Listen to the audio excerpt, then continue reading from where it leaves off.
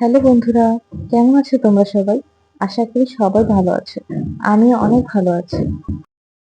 আজ তোমাদের সাথে শেয়ার করব আমার মায়ের চিতই পিঠার গল্প। এই পিঠাটা ছোটবেলা থেকে মায়ের খুবই প্রিয়। কিন্তু মজার ব্যাপার কি জানো? একসময় মা এই পিঠা বানাতেই পারতেন না ঠিক মতো। সবসময় কিছু না কিছু গোলমাল হয়ে যেত। কখনো শক্ত হয়ে যেত, কখনো ভেঙে যেত, কখনো কাঁচা থেকে যেত, কিংবা কখনো ফুলতো না। কিন্তু মা কখনো হাল ছাড়েননি। একের পর এক চেষ্টা করে গেছেন। আর এখন এখন মা এমন পারফেক্ট চিতই বানান যে খেয়ে মনে হয় আহা, যদিও আমিও ওনার মতো বানাতে পারতাম।